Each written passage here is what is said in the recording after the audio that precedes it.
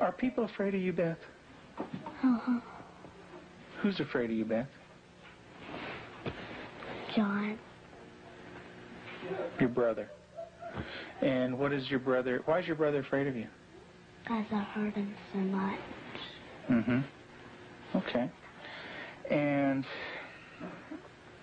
what, at nighttime, what do your parents do to your door? Lock it shut. Why do they lock it shut? Because they don't want me to hurt John. Right. And they're kind of afraid of hurting John? Of you hurting John? Mm-hmm. Okay. Are they afraid that you might hurt them? Yep. Would you, Beth? Mm-hmm. When would you do it? Nighttime. Okay. Why would you do nighttime? Because I don't like them seeing me do it. But they can feel me do it. Mm-hmm. And what would you do to him, Beth? Stab him. Okay. What would you stab him with? A knife. The program you are about to see was compiled from the actual therapy tapes of Dr. Ken McGidd, a clinical psychologist specializing in the treatment of severely abused children. Children so traumatized in the first years of life that they do not bond with other people. They are children who cannot love or accept love. Children without conscience who can hurt or even kill without remorse. This film shows the devastating effects of abuse on a child. It also shows that victims can be helped. It is the story of a 6.5-year-old girl named Beth. Do you ever stick pins in people? Mm-hmm. Who? My brother. Okay. Do you do it a little bit or a lot? A lot. Okay. And what are you trying to do to your brother? Kill him. Why do you want your brother to die? Because I was hurt so bad, and I don't want to be around people. Okay. Who else would you like to stick pins into? Mommy and Daddy. What would you like to have happen to them? Die. Jesus couldn't have lived to save Israel, yet he chose to die to save the world. Tim is the minister of a small Methodist church in the South. He and his wife Julie have been married for 12 years. Unable to have children of their own, they decided to adopt. In February of 1984, they received a call from the Department of Social Services telling them they had 2 children available for adoption. They were told that Beth, 19 months old, and her brother Jonathan, 7 months old, were normal and healthy. We did not need children to make our lives complete. We felt secure in ourselves and secure in our relationship, but we wanted to share that with somebody else, and we felt like we had a lot to pass on to a child, and that was what we really wanted to do. And when the phone call came, it was like, at last it's here. And it seemed like a miracle. It had happened so quick.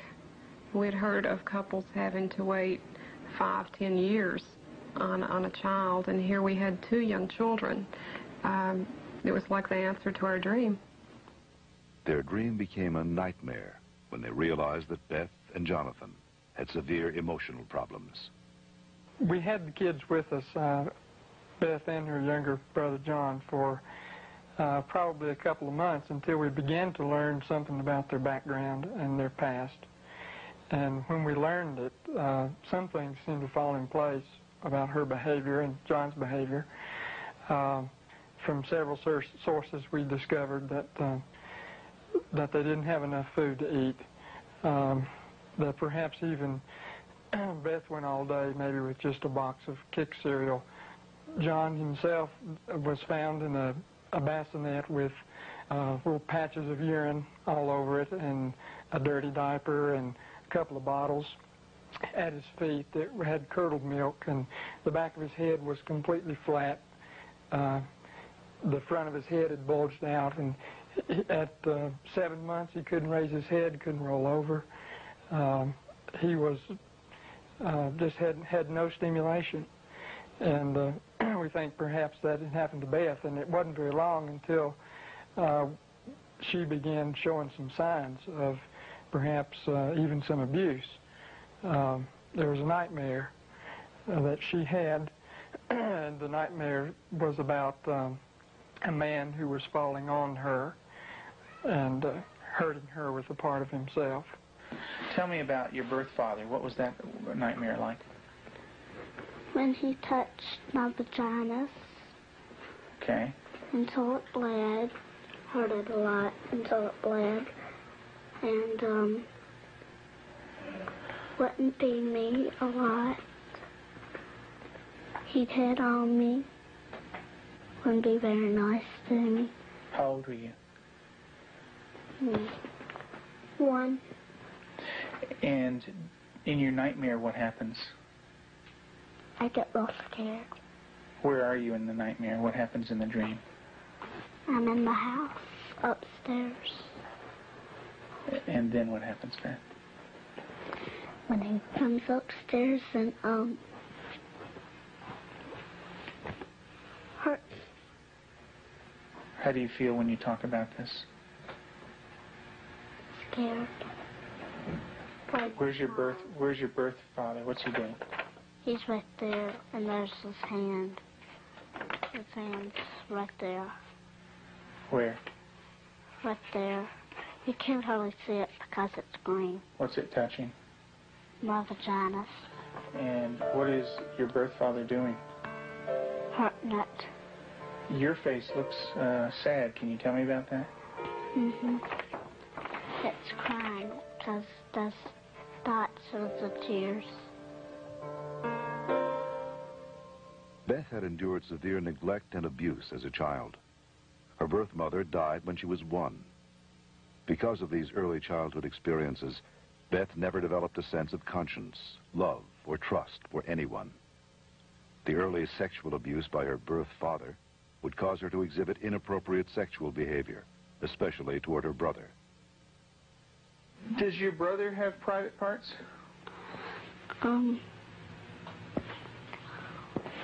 Yeah. Yeah? What is his private parts? Penis and butt. And what do you do with your brother with his private parts, Beth? I heard it. Tell me about it. What do you do? Well, I pinch it. Squeeze it. Kick it. When you do things to your brother's private parts, what does he say? Stop. Okay, tell me that. Well, he says stop, but I don't stop. Do you hurt him? A lot. Okay. And would you like to do that to other boys? When I caught her with Jonathan one morning, she was molesting him. He was crying and his pants were down, and I said, Beth, what's happening? And she said, I pulled his penis and put my finger up his anus. And I said, didn't he say to stop? And she said, yeah, he did. And I said, did you? And she said, no. Have you ever rubbed your private parts? Do you do it a lot? A lot. How much do you do that? Not every single day, and that's until I did it every single day until it got real bad and messed up, and I had to go to the doctor, and I did not like it. What do you mean by real bad? Well, it looked real raw, got all kinds of boo-boos on it, germs, a lot of stuff from my hand. And it bled? She started to masturbate at inappropriate times. I remember one time, specifically, when we were at the hospital waiting for Tim to come out. He was there visiting. And Beth and John were in the back seat, and I turned around, and she had her legs spread and was masturbating in a public parking lot. And I had tried to explain to her numerous times before that that's private area. You don't do it in public places. And gone over that with her, and and it never seemed to faze her. And Julie, how often would your daughter masturbate? daily, constantly. Do you have animals, Beth? 4 of them. Can you tell me their names? Clyde, Shuggy, Darcy, and Annie. And Daddy said a day ago that there was a stray cat who did not have a home, so Daddy was taking care of it and took it to the vet when he had his flight to go. And what do you do to the animals, Beth? Stick them with pins. Do you stick them a little bit or a lot? A lot. What are you trying to do to the animals, Beth? Kill them. What do they do when you stick them with the pins? Well, Annie cries. She's a dog. She got baby birds down out of the nest, and we thought maybe she was just curious. So we explained that she could hurt them, put them back, and went through a whole sitting down and talking to her about the problem of it. And the next day we went out to check the baby birds, and they were on the ground dead with their necks broken. Let's talk about what happened once when you were smaller, when you found some baby birds in a tree. What did you do then? I took them out. Mm-hmm. And what did Mom say to you? That the mother will not come back if somebody touches her baby. Mm-hmm. Are the baby birds kind of small? Can you describe them for me? Well, they don't have their eyes open, but they can hear me, and they look up. Are they kind of helpless? Little baby birds? Can they fly? No. Can they run away?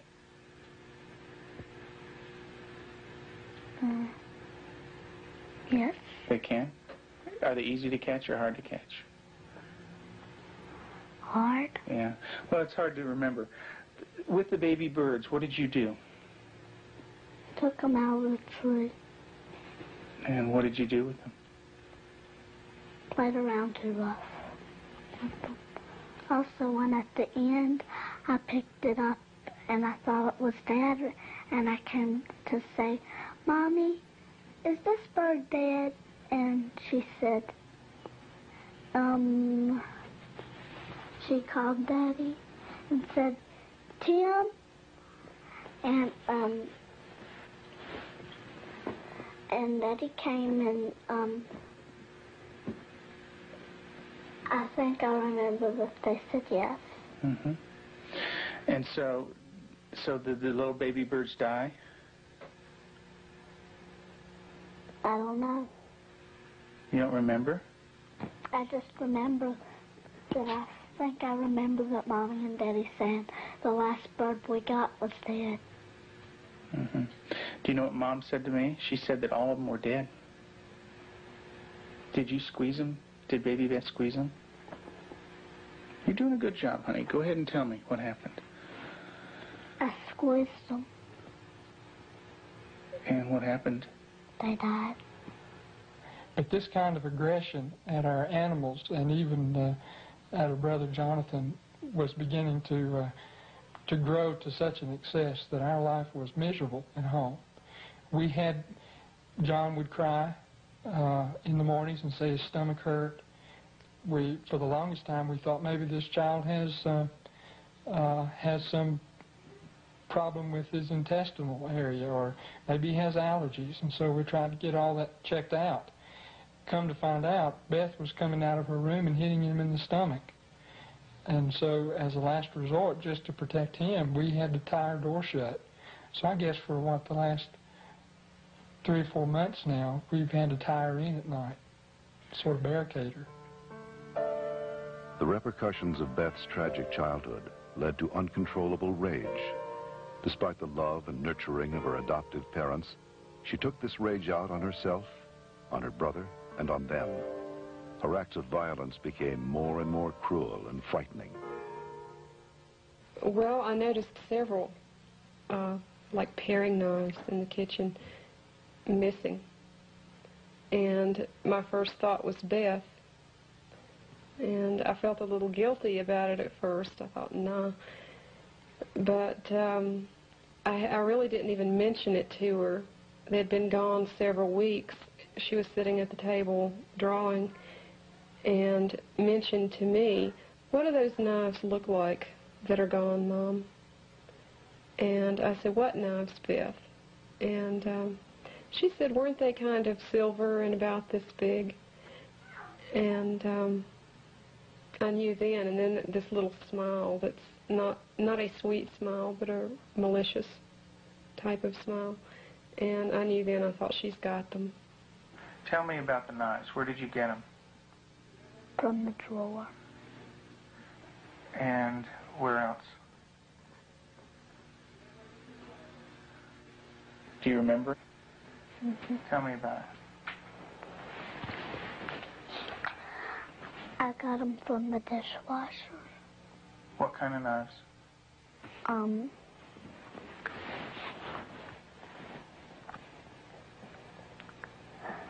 Big sharp ones. And what do you want to do with those knives? Kill John and Mommy with them, and Daddy. And when Mommy asks you about where the knives are, what do you say? I don't know where they are. What did you think she might do with the knives? My first thought was Jonathan. And the reason we thought that was that she had, by this time, she had tried to kill John on several occasions and openly admitted that. In the basement, she was hitting his head against a cement floor. I heard his screams and ran down and had to literally pull her hands off, and she looked wild-eyed. Did you get real mad at him? Did you hit his head real hard? Tell me about it. How many times did you do it? A lot? Mm-hmm. What was the floor like? Cement. And what happened to your brother? Tell me about it. His head hurt real bad, but his chin, he had to have stitches in it. Could you stop? Use your words, Beth. No. Okay. What was your brother doing when you were doing this? Playing with the toys. Okay. Was he asking you to stop when you were doing it? What was he saying? He said, "Beth, stop." And what did you do? That didn't stop.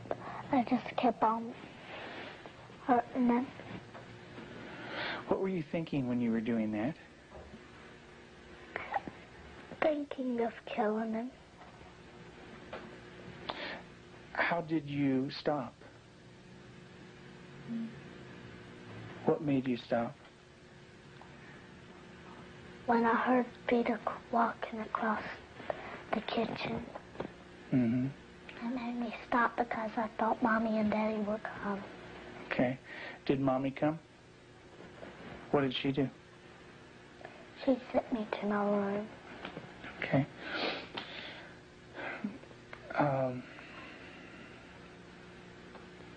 And what if Mom didn't stop you? What would you have done? Kept on doing it. And what about...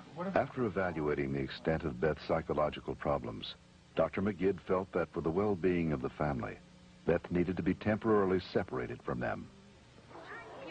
In April of 1989, her parents brought her to a special home with an expert at raising children with early attachment disorders, especially children who are dangerous to themselves and others. I have children that have killed numerous times. Cold-blooded family members, neighbor children killed them. And they can do it. Makes my blood run cold just thinking about 9 years old.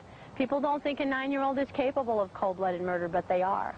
That attachment break does severe damage to the heart, the ability to care and the ability to love. If they don't care and they don't love, They're capable of anything.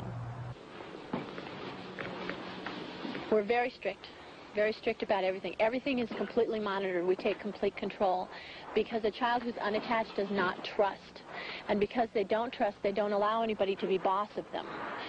So we take complete control. They are not boss of anything. They have to ask to get a drink of water. They have to ask to go to the bathroom. They have to ask to leave our sight. Part of that is because we cannot trust them because of the damage that they've done before. Beth, would you like to say grace, please? Dear Heavenly Father, thank you for this good day and everybody doing good. In Jesus' name, amen. Amen. Amen. They believe that they're evil. They believe they're from the devil. They believe that they are not a person of value. And we have to change that, and we have to build that from a child who's nothing, who's a bad kid in their own mind, to a child who's valuable and loving, and they see themselves as that.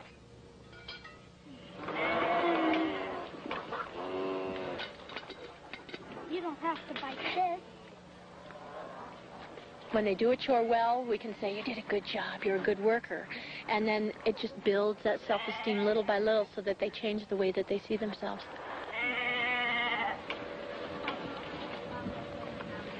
Several months into treatment in this controlled environment, Beth had made progress, and her therapist decided to loosen some of the controls. Anybody wants some more? I've seen that. Beth continued to show signs of improvement. She began to develop a sense of right and wrong. She seemed to respond to affection, was more outgoing. Gosh, you don't have to like. She went to public school, made friends at the local church, and even sang in the choir. And you're going to go into Sunday school again this morning? Yeah. And get stickers? Maybe you could put one on your nose. Through the years you made it clear that the time of Christ was near. Though the people couldn't see what Messiah ought to be, though your word contained the plan, they just could not understand. That's Elijah? Mm-hmm. Yeah, it's a beard. See his beard. There's his nose, and that's his... Oh, I see. Yeah, see his beard is kind of flowing in the wind and everything. Elijah taken up into heaven, the fiery chariot. Huh? Well, that's Elisha. That's the other prophet that took Elijah's place. And he was left, and there's Elijah, you know. And he learned about sheep, and the Lord is my shepherd. Mm-hmm. March 3rd, you just got that yesterday, huh?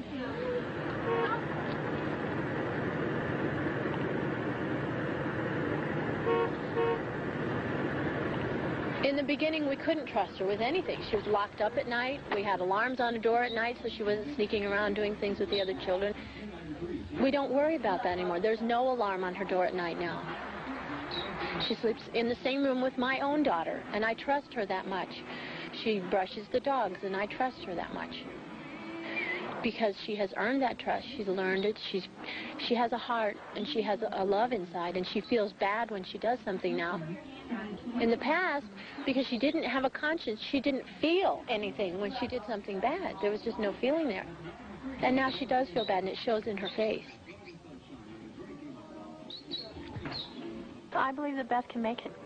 She's got a really bright mind. She's got a good heart now, which has done a lot of healing. She's got a really super set of parents. They're powerful, they're knowledgeable, they're motivated. She's done a lot of good work with you in therapy, with Canal and with myself. She wants to heal, and that's the #1 key. And she wants to heal because she has a family that really cares about her, and she wants to be with them. Do you know where that anger came from? That's when my birth dad hurt me. I had it all inside, and I remembered it, and I started doing it. And what did that do when it was inside you? It made me want to hurt people really bad. And who did you hurt? My brother, my mom and dad, and animals. And animals. Who did it hurt the most? My brother. Who did it hurt the most? Me. Why don't you tell me that? It hurt. It hurt me the most. How did it hurt you the most? Because when I hurt other people, I'm burning my good self. How do you feel right now, Beth?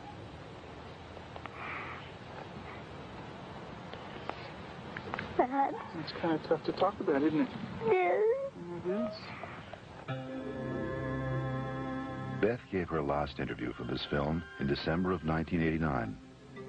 Although she had made progress, she would still need extensive therapy. Not all abused children are as deeply scarred as Beth, but all abused children suffer a profound hurt for the rest of their lives.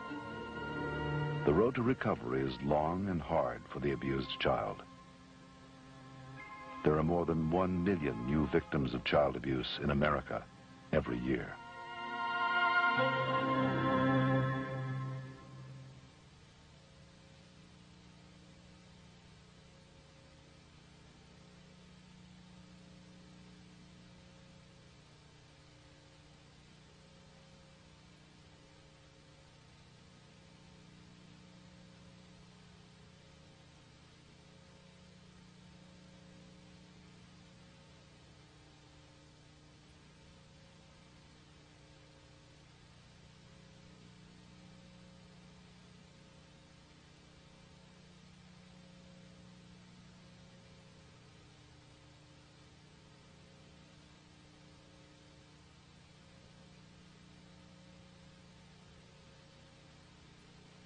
For further information on the prevention of child abuse, write the National Committee for Prevention of Child Abuse, Post Office Box 2866, HBO, Chicago, Illinois, 60070.